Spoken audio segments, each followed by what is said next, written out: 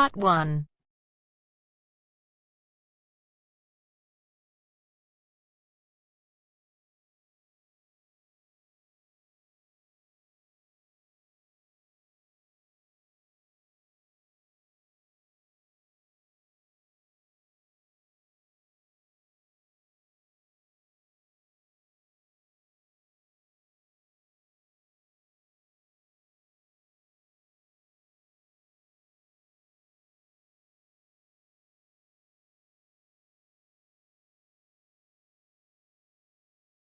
In this test, you will hear a number of different recordings, and you will have to answer questions on what you hear. There will be time for you to read the instructions and questions, and you will have a chance to check your answers. In the IELTS listening test, the recording will be played once only.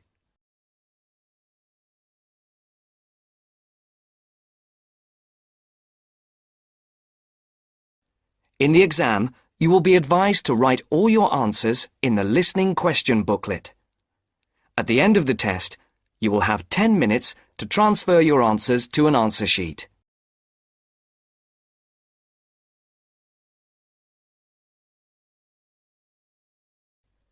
You are going to listen to a conversation between two people, a customer and a representative of a company which rents cars.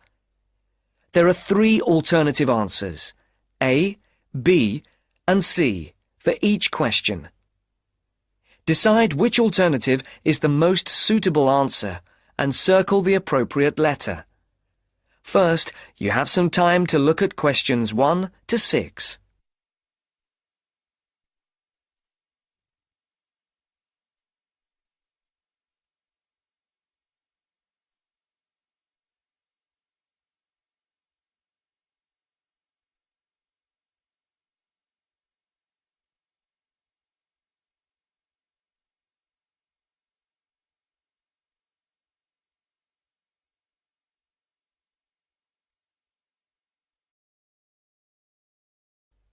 Now the test will begin.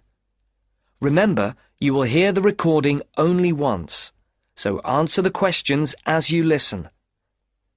Now listen to the first part of the conversation and answer questions 1 to 6. Thank you for calling Carline.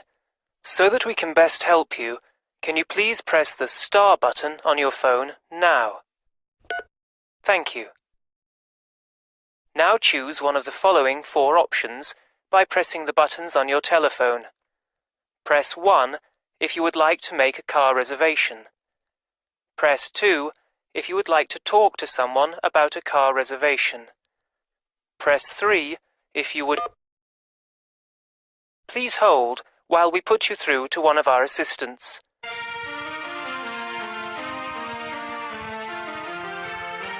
Good morning, Melanie speaking. How can I help you? My name is Mr. Maxine, and I booked a car several days ago to be picked up from Heathrow Airport in London, and I'd like to change the booking. I see. Have you got a reference? Yes, I have it here somewhere on a piece of paper. Here it is.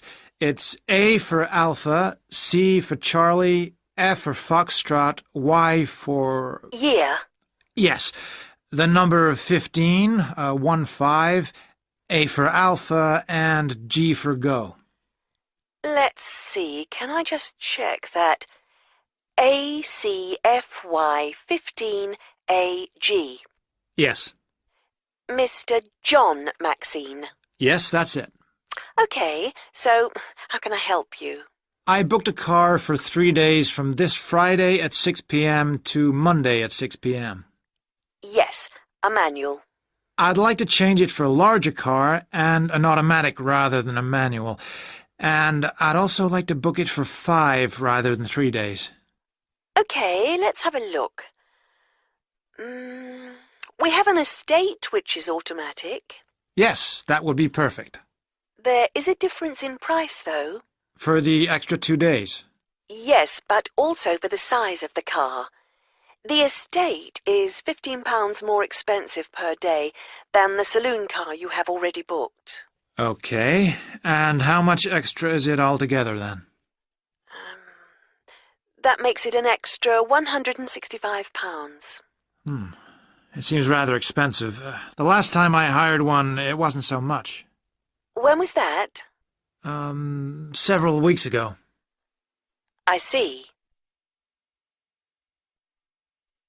Before the speakers continue their conversation, look at questions 7 to 10.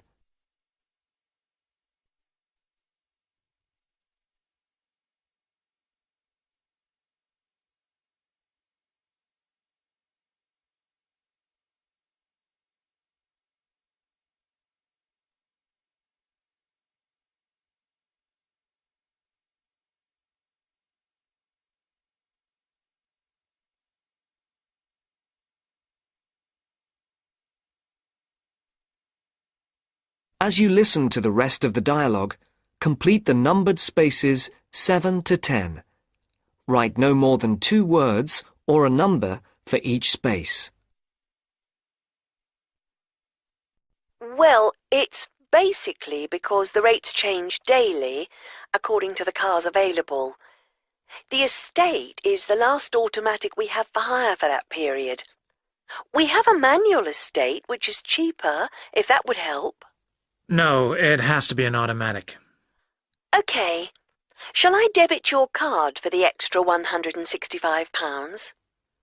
Is it possible for me to pay the extra in cash when I pick up the car at the airport?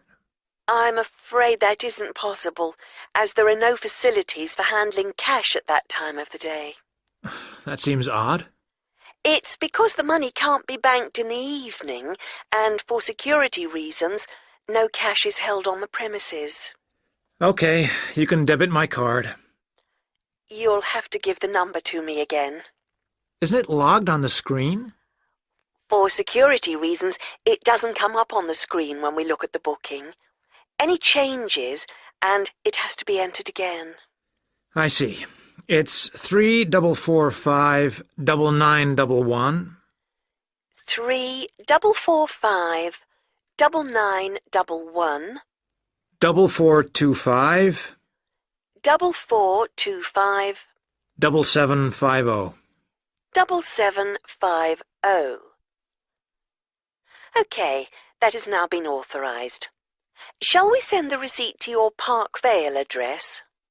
Yes, number 40. Is there anything else I can help you with, Mr. Maxine? No, nothing else, thank you. Have a nice trip. Thank you. Goodbye.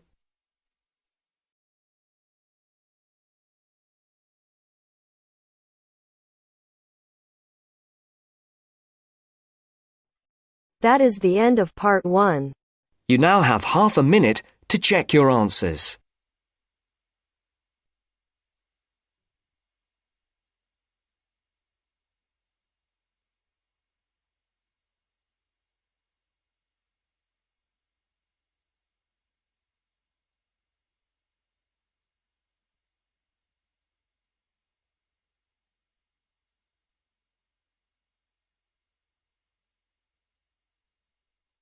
Now turns to part 2. Part 2.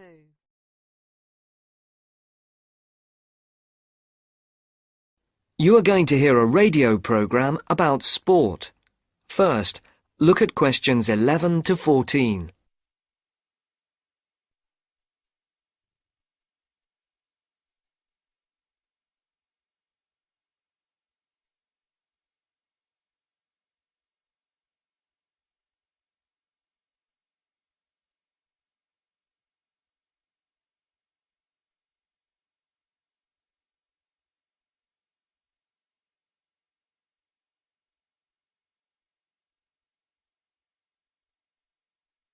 For these questions, listen carefully and circle the correct letters.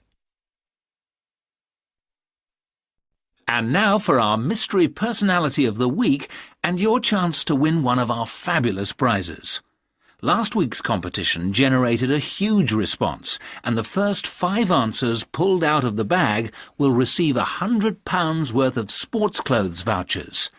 And if you didn't win last week, here's another chance. And this week's prize is even bigger. We're giving away 10 prizes of £250 worth of book, music and clothes vouchers to mark the first anniversary of the show on the air. So get your pens ready to take down the address details. Just write the name of the person you think is our mystery personality and send it to Mystery Draw at the address Marcia will give you in just a second. The address will be repeated at the end of the show for those of you who didn't get it. And so it's over to Marcia, who will tell you a few tantalizing details about our mystery person this week. Thanks, Mike. Well, here goes. Our mystery person this week is a very well-known footballer who plays for a famous club and has also played for his national team.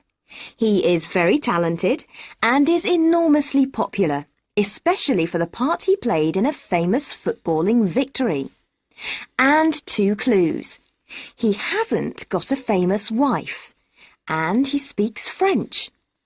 If you think you know who it is, then pop the answer on a postcard and send it to Mystery Draw, P.O. Box 5110, London SE1 5LE. That's P.O. Box 5110. And please don't forget to write your name and address too. And now it's back to Mike.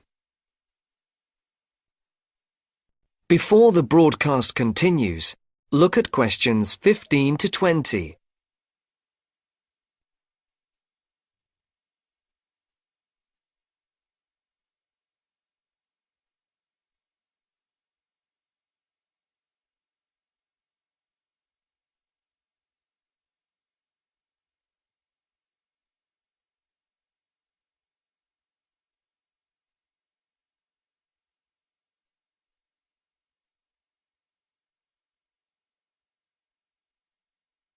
As you listen to the second part of the sports programme, answer questions 15 to 20. For questions 15 to 19, write no more than 2 words or a number for each answer. For question 20, circle the correct letter. Thank you, Marcia. Get those postcards in and make this a bumper anniversary draw. Now, if you remember, last week on the show, we talked to the organiser of a new group set up to help young people up to the age of 20 to get involved in activities like horse riding, tennis, scuba diving, cycling, or any form of sport which involves some kind of expense. John Tebbit, the organiser, rang us to say that the response to his appeal on the show was staggering. A large number of people, both young and old, have offered their services free as volunteers. The whole thing has been overwhelming. John said that they had also had numerous offers of help throughout the country to use facilities free of charge.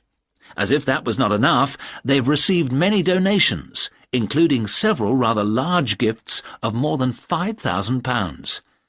On behalf of John Tebbit, and also of those who will benefit from the generous gifts to the Trust, I would like to say thank you. This week, we're going to talk to a very unusual athlete indeed. Patrick, who is 20 years of age, has been wheelchair-bound for the past 5 years after a motorcycle accident left him paralysed from the waist down. This has not stopped this young man from getting out and about. He's an inspiration to all of us.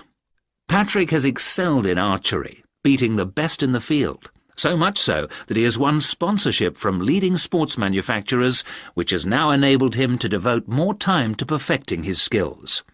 So I would like to introduce you to Patrick, who is going to tell us what this sponsorship means to him.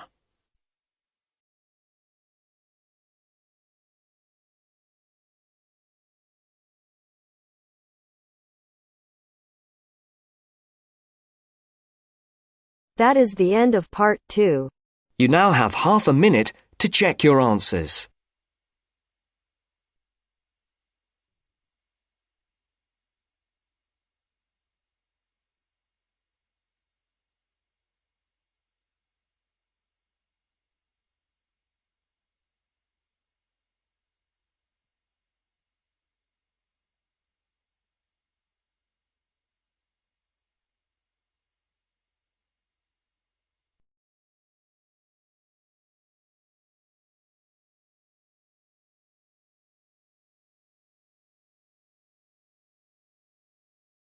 Now turns to part 3. Part 3.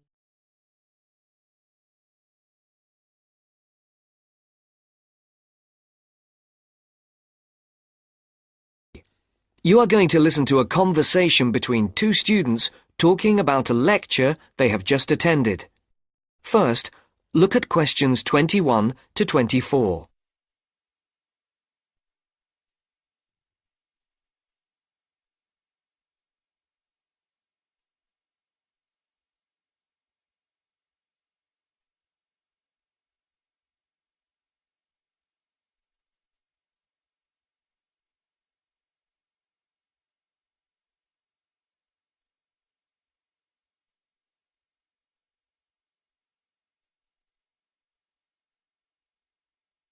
There are 4 alternative answers, A, B, C, and D, for each question.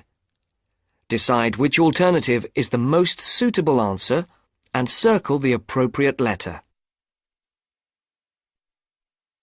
Henry, don't you think Dr. Adams' lecture was really very good? He could talk about the telephone directory and make it interesting. All his lectures are like that, Astrid. He's just one of those people. I wish we had him as our tutor. I bet you that he is very demanding, though. Boris is in his tutorial group and agrees that he is a brilliant lecturer, but he puts them under a lot of pressure. But don't you think that's good? Perhaps, but I am glad to have Dr. Adams as a lecturer. He's interesting and rather funny and puts just the right amount of pressure on people. Did you take lots of notes in the lecture? Yes, actually I did. In fact, several pages. I didn't think I had taken so many. I was that busy listening to what was being said that I didn't take many notes. Can I photocopy yours? I don't think that's such a good idea. You won't be able to read my handwriting, and sometimes I write them in English and sometimes in Arabic. Oh, let's have a look. Wow! Your notes are so neat. There's not much Arabic. There is on this page. Oh, yes, there is. Dr. Adams would be pleased to see this, especially given what he was talking about. Don't you keep careful notes? Sometimes. It depends on the lecture. I don't think I'll forget Adams's lecture today, but some of the detail will fade. Before the conversation continues, look at questions 25 to 30.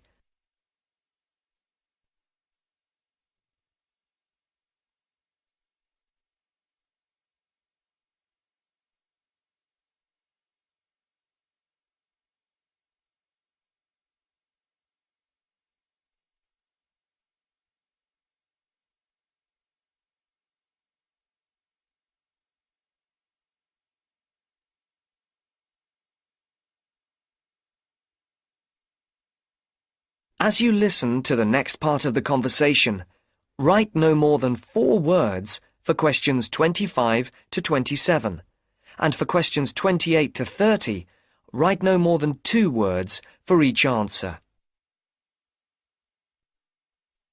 I type up everything afterwards so you can have a copy then, and you can fill in anything I have missed. I'm not so good on the broader concepts. I'm better when it comes to detail. Just what Adams was talking about. Well, I am definitely a detail person. I need to have everything written down before I can get the concepts clear in my head. And I am the complete opposite. I find all the detail clutters up my mind and I get very frustrated, which was just what he was on about. He mentioned a book he'd written. He mentioned several. The one on space and the individual? Yes, called My Space. It's on the book list. So it is. I think I'll get that out of the library or get my own copy. Did you get what he said about spatial awareness? I didn't really. Oh, yes, it was fascinating.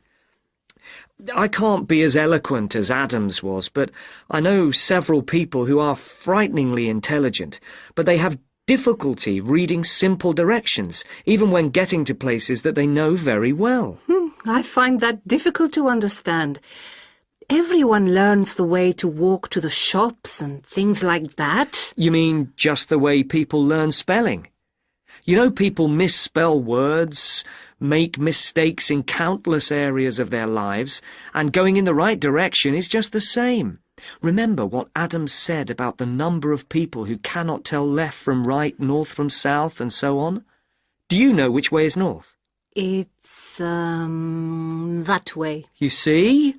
I couldn't have told you that. Really? I haven't a clue which way is which. That's why I'm always getting lost when I go out on my bike, and put me in a completely new place and I am totally lost. What about maps? I'm hopeless at reading them. But then you're brilliant at writing essays and getting all the ideas down in the right order, and I don't know where to start. Again, just what Adams was talking about. What we need to do is combine our skills. You teach me to cope with detail, and I'll teach you how to string concepts together. Okay, we can do that. Which way is the library? It's... you're making fun of me.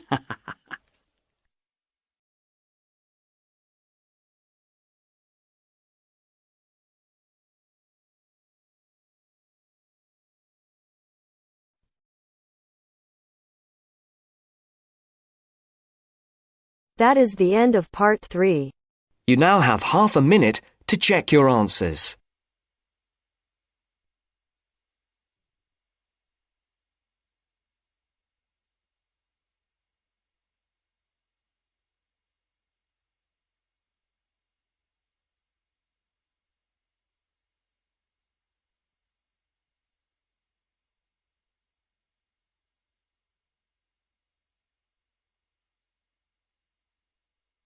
Now turns to part 4.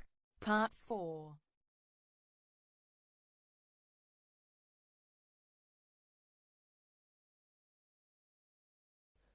You are going to hear a lecture on fishing. First, look at questions 31 to 36.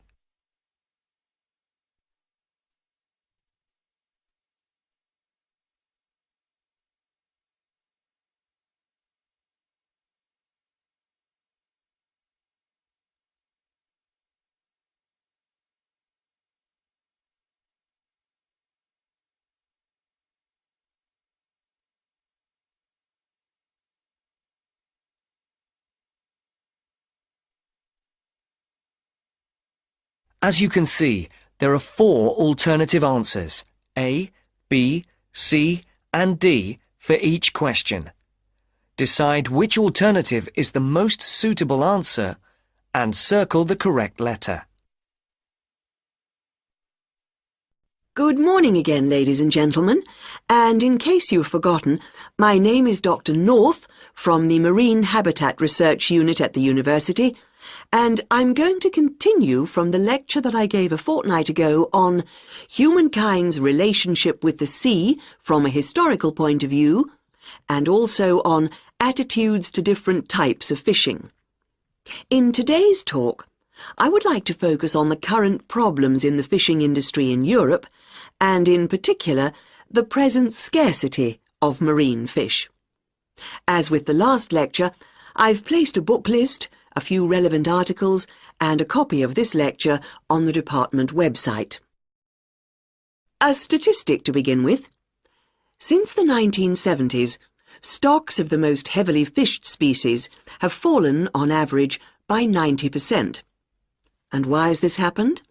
Well, there's a chain of events which begins with the demographic changes that have taken place in the world over the last century. During this time, the world population has grown at a phenomenal rate, with efficient and heavy fishing, which is technology-driven, meeting the increasing demands for food. As a consequence, many fishing stocks in the European waters, from the Atlantic to the North Sea and the Mediterranean, are now on the verge of collapse. But the problem is not restricted to European waters. It's a situation that's all too clear all around the world. Fish stocks in the Pacific Ocean, for example, are now on the verge of collapse due to a combination of overfishing and natural changes in ocean ecology. And there's another reason behind the increased demand for fish, and that is the changes in the eating patterns of different countries. Certain countries have a long tradition of fishing, for example, the southern European countries, but eating patterns have changed in countries like the United Kingdom, where fish was once considered as food for the poor rather than the rich. People have been turning to fish as a cheap and healthy alternative to meat, driving up demand and depleting stocks. Food scares like BSE and foot and mouth disease have also driven people away from eating meat, which again is invariably replaced by fish. Before the speaker continues, look at questions 37 to 40.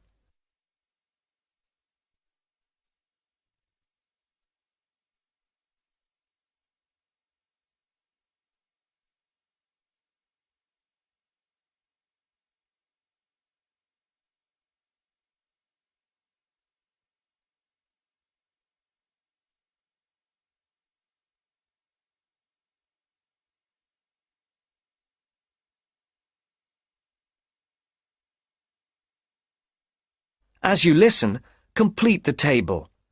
Write no more than 3 words for each answer. Another important reason is that a sizable proportion of the catch from modern trawlers or fishing boats is thrown away. Nets quite often land fish that are not wanted and which are thrown back into the sea dead. Discarded nets and other traps are responsible for the deaths of many fish. Our seas, like the rest of our environment, are littered with rubbish, which also destroys lots of fish. And fish are also being changed by the chemicals dumped into the oceans, as well as by overfishing, so the size of certain species is decreasing. More then have to be fished to produce a decent catch. And the solution? Well, there has to be more than one answer to the problem. Fish farms provide a partial solution, but the quality of the fish is usually inferior to those in the wild. Reducing the amount of fish that any one trawler or fishing boat is allowed to land is the most effective, but also the most unpopular measure. Countries in Europe like Spain rely heavily on fishing, and are naturally against any step which restricts their catch. But if the depletion of fishing stocks continues, there will be no fish left to fish. Take the disappearance of cod from the Great Banks off Newfoundland, which was once the richest cod fishing area in the Atlantic. After a dramatic fall in the cod population for some unknown reason, a ban was imposed, which, it was hoped, would lead to a repopulation of the cod stocks. The cod did not return, and many fishermen were put out of work. This is a scenario which we do not want to be repeated on a large scale. Now, if you look at this table on the screen, you can see where